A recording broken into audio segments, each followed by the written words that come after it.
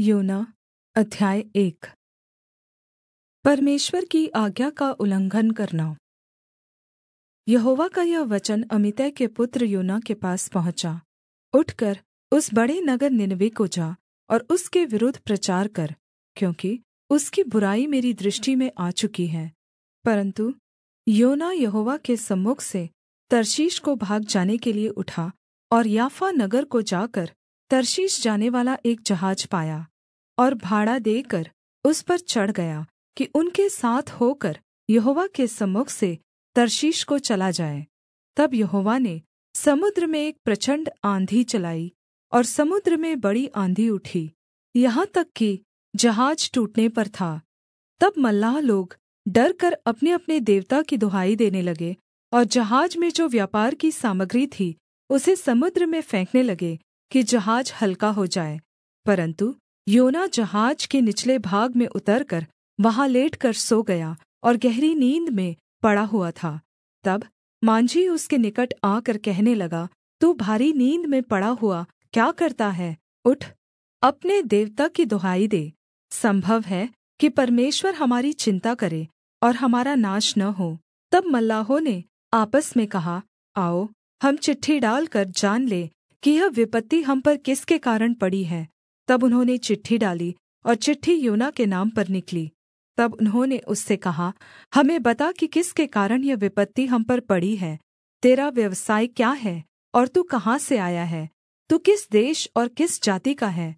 उसने उनसे कहा, मैं इब्री हूँ और स्वर्ग का परमेश्वर यहोवा, जिसने जल स्थल दोनों को बनाया है, उसी का भय मानता हूँ।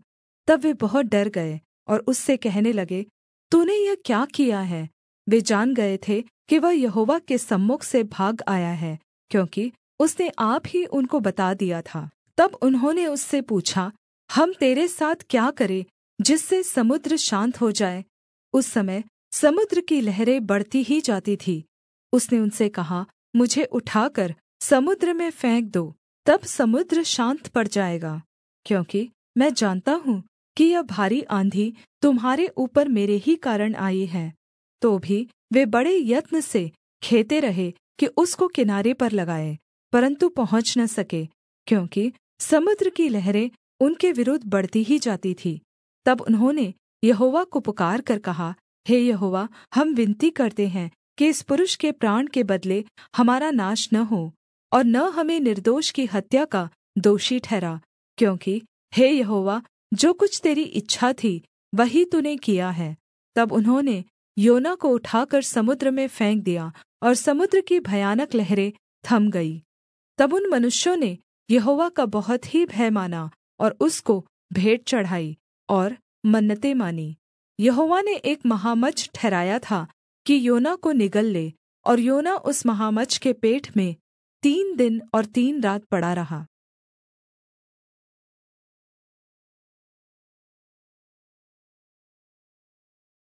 योना अध्याय 2।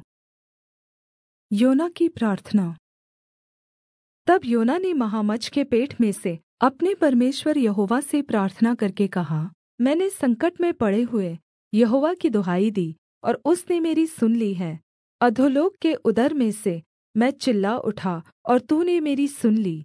तूने मुझे गहरे सागर में समुद्र की थाह तक डाल दिया और मैं धाराओं के बीच में पड़ा था। तेरी सब तरंग और लहरें मेरे ऊपर से बह गईं। तब मैंने कहा, मैं तेरे सामने से निकाल दिया गया हूँ, कैसे मैं तेरे पवित्र मंदिर की ओर फिर ताकूँगा? मैं जल से यहाँ तक घिरा हुआ था कि मेरे प्राण निकले जाते थे। गहरा सागर मेरे चारों ओर था और मेरे सिर में सिवार लिपटा हुआ था। मैं पहाड़ों की जड़ तक पहुँच गया था। मैं सदा के लिए भूमि में बन्द हो गया था। तो भी हे मेरे परमेश्वर यहोवा, तूने मेरे प्राणों को गड्ढे में से उठाया है। जब मैं मूर्छा खाने लगा, तब मैंने यहोवा को स्मरण किया और मेरी प्रार्थना तेरे पास वरन् तेरे पवित्र मंदिर में पहुँच गई। जो लोग धोखे की व्यर्थ वस्तुओं पर मन लगाते हैं, वे अपने करुणा निधान को छोड़ देते हैं। परन्तु मैं ऊँचे शब्द से धन्यवाद करके तुझे बलिदान चढ़ाऊँगा। जो मन्नत मैंने मानी उसको पूरी करूँगा। उद्धार यहोवा ही से होता है। और यहोवा ने महामच्छ को आज्ञा दी और उसने योना को स्थल पर उगल दिया।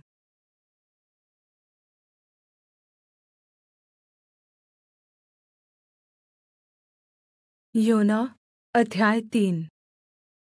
आज्ञा का मानना। तब यहोवा का यह वचन दूसरी बार योना के पास पहुँचा, उठकर उस बड़े नगर नीनवे को जा, और जो बात मैं तुझसे कहूँगा उसका उसमें प्रचार कर। तब योना यहोवा के वचन के अनुसार निनवे को गया।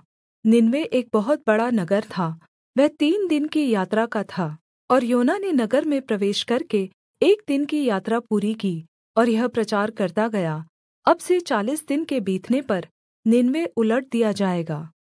तब निनवे के मनुष्यों ने परमेश्वर के वचन पर विश्वास किया, और उपवास का प्रचार किया गया, और बड़े से लेकर छोटे तक सभी ने टाट ओढ़ा।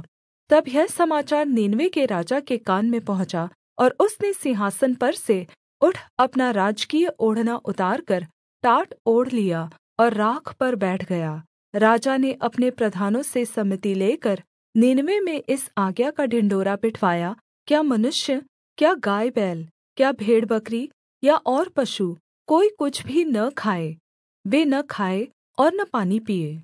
और मनुष्य और पशु दोनों टाट ओढ़े, और वे परमेश्वर की दुहाई चिल्ला चिल्ला कर दे, और अपने कुमार्ग से फिरे, और उस उपद्रव से जो वे करते हैं पश्चाताप करे। संभव है परमेश्वर दया करे और अपनी इच्छा बदल दे, और उसका भड़का हुआ कोप शान्त हो जाए, और हम नाश होने से बच जाएं। जब परमेश्वर ने उनके कामों को देखा कि वे कुमार्ग से फिर रहे हैं, तब परमेश्वर ने अपनी इच्छा बदल दी, और उनकी जो हानि करने की ठानी थी उसको न किया।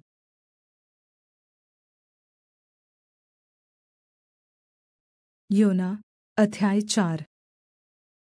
योना का क्रोध और परमेश्वर की दया। यह बात योना को बहुत ही बुरी लगी, और उसका क्रोध भड़का, और उसने यहोवा से यह कहकर प्रार्थना की, हे यहोवा, जब मैं अपने देश में था तब क्या मैं यही बात न कहता था?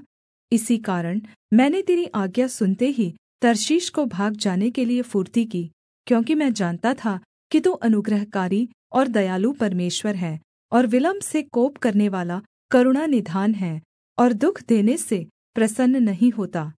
सो अब हे यहोवा, मेरा प्राण ले ले, क्योंकि मेरे लिए जीवित रहने से मरना ही भला है। यहोवा ने कहा, तेरा जो क्रोध भड़का है, क्या वह उचित है?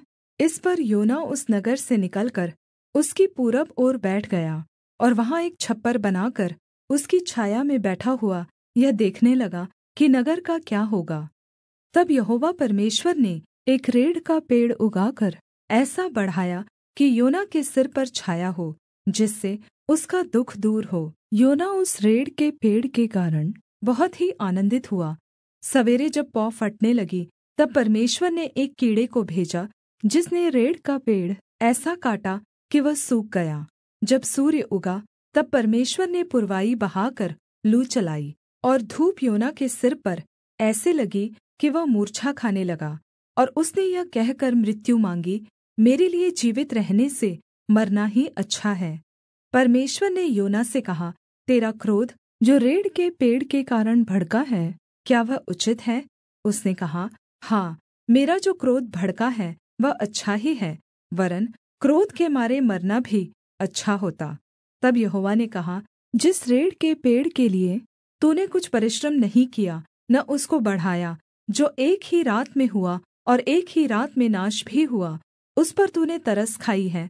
फिर यह बड़ा नगर नीनवे, जिसमें 1,20,000 से अधिक मनुष्य हैं, जो अपने दाएँ बाएँ हाथों का भेद नहीं पहचानते, और बहुत घरेलू पशु भी उसमें रहते हैं, तो क्या मैं उस पर तरस न खाऊँ?